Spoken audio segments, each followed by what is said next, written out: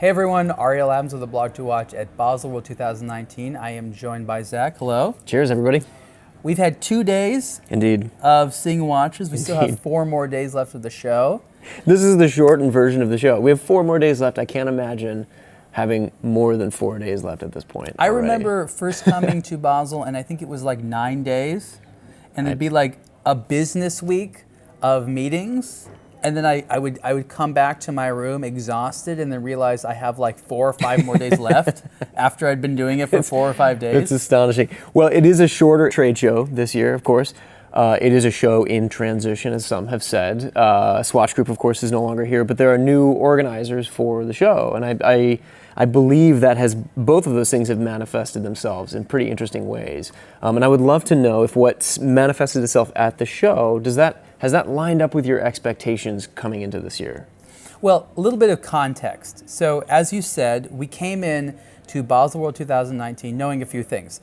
No Swatch Group. Correct. Now, what does that mean? That means that over a dozen brands are no longer here. Massive brands, you know, we have Tissot and Hamilton, Longines, Omega, and more that have an empty space. And we were wondering, well, what does that mean? I mean, it's literally the main street of your hometown. The main street has been, someone hit the reset button, basically. It's no specific plan for what Swatch Group is going to be doing. So that was one thing we knew going into it. Another thing we knew going into is there was a new Baselworld concept. The show had some new features, a little bit of a different layout. So we didn't really know what to make. We were given a couple of hints, but ultimately we were not sure. And as you said, transition. The watch industry is permanently changing. It's not going through a blip, it's not having a hiccup, it's going through permanent change. And I think a lot of people have not really grasped that. I think they see a downturn, sometimes they call it that, and they're like, well, this is temporary, things need to rebound. We hear that a lot, we hear the term rebound. And I have been advocating, and as a website, we have been writing regularly about these large systemic changes the watch industry has to go through. And the watch industry in 10 years from now isn't going to rebound and be like the watch industry 10 years ago. It's permanently transitioning to something that we don't know. We don't know what it's going to look like. But we do know that the trade shows are perhaps disproportionately affected by things in the industry that have nothing to do with the trade show. Yeah, that's very true. So Baselworld as a concept, as a place for brands to go, is fundamentally changing, and we've had a lot of discussions about sort of what trade shows should be. So those were our expectations coming in. Definitely. And I think actually we were pleasantly surprised. Very pleasantly surprised. I mean, it's easy for the new organizers to come in and say, okay, everything's going to be different. We're going to make it better. We're going to do X, Y, and Z, and maybe not be able to execute on those things. But from the first moment that we got off the tram and went to get our badges, the press room was in a totally different location, and when we finally got in, we did the Rolex Stampede. The general vibe in the hall was a lot more inviting, and immediately, within the first half an hour, I could tell that it was a changed, for the better, event. And the organization has gone to great lengths to facilitate transportation, to have resting places throughout the trade show for people to gather and sort of recoup. And it has overall completely changed the tone of the show for the better. Definitely the most comfortable Baselworld I've ever been to. Same. The most relaxing in terms of the sense of space, all the areas to sit, as you said. I think it's very important because it is always been a show where very expensive, luxurious things are displayed. But these shows have not been that comfortable to go to. No. And I do believe that the role of the trade show, as it goes forward, it becomes more of a community hub. It facilitates the watch community. It facilitates the industry community. And it needs to establish itself as an authoritative role there. And I think to be a part of the community, you need brands who are presenting cool products and getting the community excited to talk about these types of things, to congregate around these types of things. So did the brands deliver on your expectations for products that you would say get the industry and get the community excited?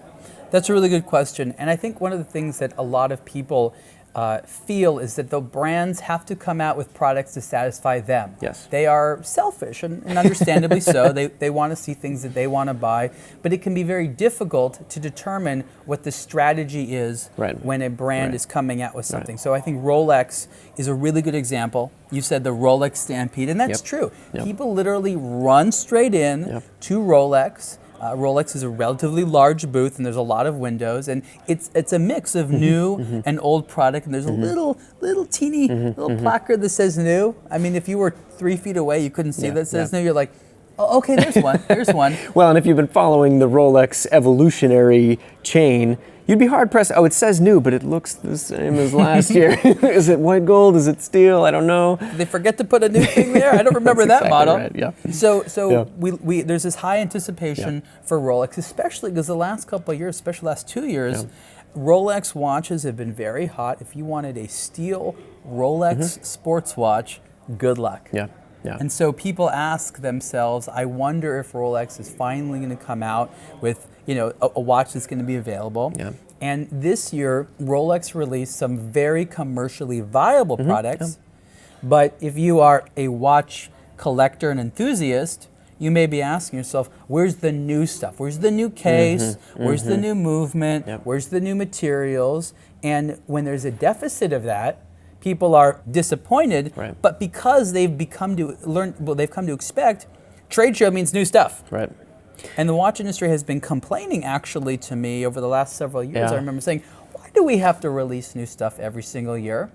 And as a member of the media, I'm like, because I would get bored.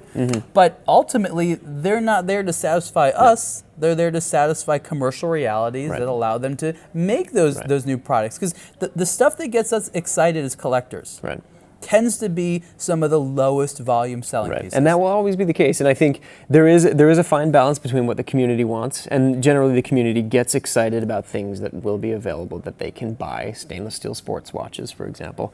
And we didn't see a lot of that from the big players. However, what we have seen is a lot of really interesting stuff from smaller brands that are a little more off the beaten path. And we'll certainly get into some of those brands as you continue to follow our coverage throughout the week. But what is exciting to me about this show is that with some of the major players not being a part of it, and I would argue that Rolex is not a part of the conversation this year, you're going to see a lot of really interesting stuff in Hall 2. We saw some really cool stuff in Hall 1.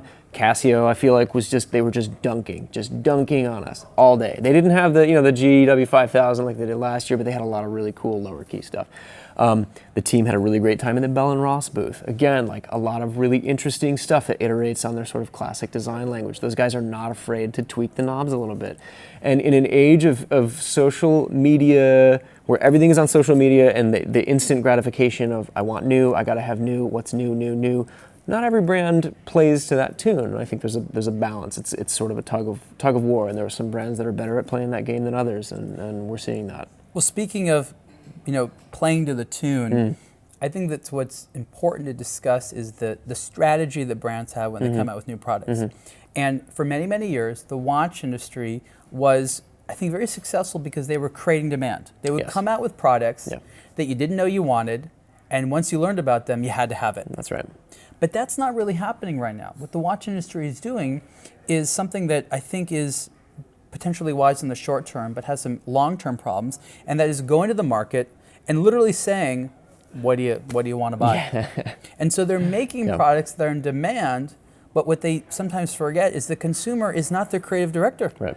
The consumer is like, well, I've been buying this, and I guess I want more of this. Right. Whereas it's the brand's responsibility as an artist to say, I came up with something that you would never would have expected. And this notion of originality and not just breaking expectations, but creating a need that didn't exist before. Creating that thing where I didn't know that it existed, but now that I know about it, I suddenly want it. That's something which is not non-existent, but it's uncommon. No, it's uncommon. I think there was one brand at the show that did that really, really well. And we got, for the first time at the Breitling press conference, we got to see Mr. Kern's full vision for the past, present, and future of the brand. I think it was actually quite refreshing to see how they are catering to the very different market types through different collections. When you look at the whole snapshot, the bird's eye view of what they're doing, the reissues, the Navi Timer was a stunner, but they're also looking to the future with some of the new Super Ocean collection, for example, and the new Premier collection. Breitling understands that there are different types of markets that buy their watches, and they are catering to them, and they're spooling it out. So they had over 70 new SKUs this year, but that's part of a much larger comprehensive picture. So there's a lot more to see coming up. We've got 4 days left. We've got an entirety of Hall 2 to check out. There was a lot of really cool stuff in Hall 1 that we saw that you'll of course be seeing on aBlogtoWatch.com. So follow us on Instagram, aBlogtoWatch, subscribe to us on YouTube, and to get the notifications for the latest reviews and news. And as always, Ariel, thank you so much for taking the time, and lots more to come. Thanks you, Zach. And one more thing I want to mention, ask us your questions. Yeah. We like knowing what you're curious about. We like knowing what you want to see. We, of course, have our interests, but you very much inspire what we do and what we ask. So thanks for watching.